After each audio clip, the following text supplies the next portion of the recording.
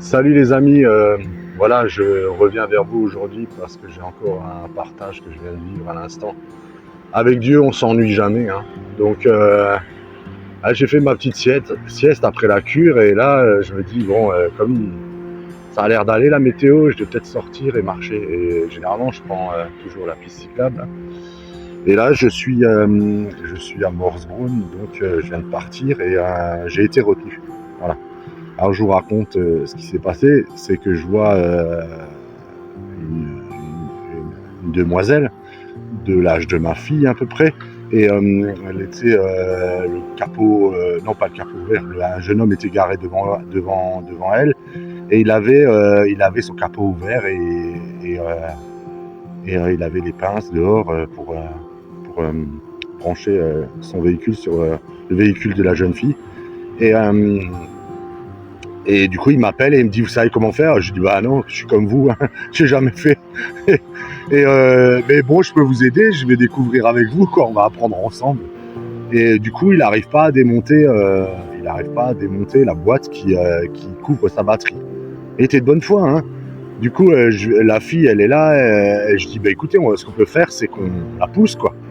Et puis la fille, elle vient et puis elle sort de la voiture. Elle s'était assise dans sa voiture qui n'était même pas la sienne, on lui a prêté, avec un verre d'alcool, avec un verre je sais pas, la nouvelle alcool, la tendance Spritz, je sais pas trop quoi là.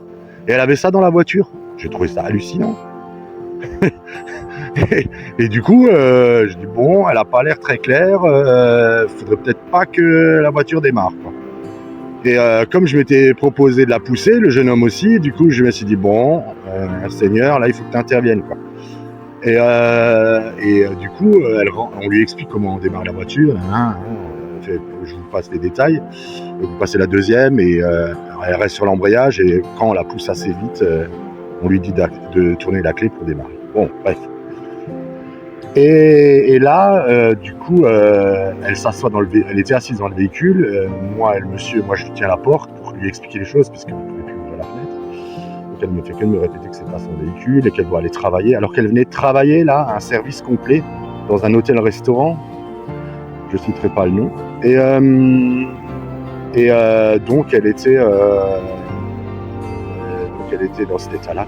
Et donc on a poussé le véhicule et croyez-moi, ou pas, le véhicule n'a pas démarré. Mais quand on le poussait, je disais au jeune homme, je lui disais, écoute, je crois qu'elle est alcoolisée et que ça serait bien que le moteur il démarre pas, quoi. Et je crois que Dieu va agir. Et le gars il me regarde bizarrement. Bon, ok, on la pousse, pas moyen de démarrer. On l'a poussé sur 200 mètres, pas moyen de démarrer. Du coup j'ai dit au gars, stop, on arrête.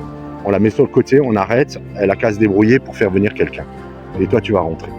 Du coup on l'a poussée. Elle n'a pas insisté parce qu'on lui a dit que la batterie était allumée, mais il n'y a pas moyen de démarrer. Donc merci Seigneur. Merci Seigneur. Du coup, on regarde le véhicule, elle sort du véhicule et je veux quand même l'interpeller, quoi. Et je lui dis comme ça, je lui dis écoutez, quelque part il n'y a pas de hasard, Dieu vous protège. Là, la batterie elle fonctionne parce que j'ai vu les voyants qui se sont allumés. Et je pense que c'est Dieu qui vous protège. Vous savez, moi je suis un ancien alcoolique et j'ai énormément bu et je sais ce que c'est prendre le volant, et Dieu m'a protégé plus d'une fois. Mais vraiment plus d'une fois, hein. Je dis, si ça se trouve, il y a un contrôle de police plus haut. Et elle me fait, oui, il y en a un, mais de l'autre côté. Elle le savait déjà. Donc, alors, elle me dit, je dis, bah alors, vous voyez, qu'on vous protège. Oui. Bon, voilà. Je dis, vous savez, moi, je l'étais alcoolique et j'en suis sorti et je vais très bien. Elle me dit, mais je suis pas alcoolique. Je dis, j'ai pas dit ça. J'ai dit, moi, je l'étais. Du coup, j'avais vu qu'il y avait des cartons de bière encore dans le véhicule par la suite. Donc je l'ai raccompagnée à l'hôtel, elle peut pas démarrer et du coup elle prend contact avec un ami qui vient la chercher et l'emmener. Donc toute la gloire revient au Seigneur, parce que encore là je me disais, j'ai pas vécu grand chose dans ma tête ce matin, à part la cure à Morsbrunn, et j'ai pas rencontré beaucoup de personnes. Bon, quelques-unes, mais il n'y avait pas de l'action. Et ben là j'en ai eu de l'action.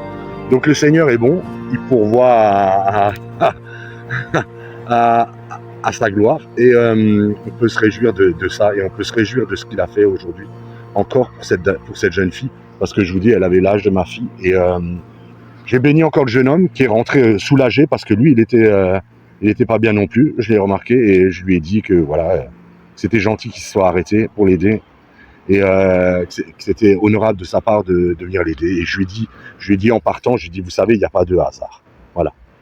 Le hasard n'existe pas, mais Dieu est là, et Dieu, vous pouvez lui faire confiance, il vous protège, même si vous ne croyez pas en lui, mais ça serait bien quand même, un jour, de dire, Seigneur, si tu existes, viens me voir, viens me visiter comme tu visites Joël. Voilà. Allez, je vous souhaite une très bonne soirée, ou une très bonne journée, ou un très bon week-end, parce que là, on est samedi, là, chez moi. Donc la vidéo, comme je reçois beaucoup, du coup, j'arrive même pas à les poster le jour même. Mais c'est pas grave, ça sera la vidéo de lundi. Voilà. Voilà, écoutez, je vais pas donner plus d'explications. Je vous souhaite d'être abondamment bénis. Je vous aime. À bientôt. Ciao, ciao. Ciao la famille. Ciao, ciao.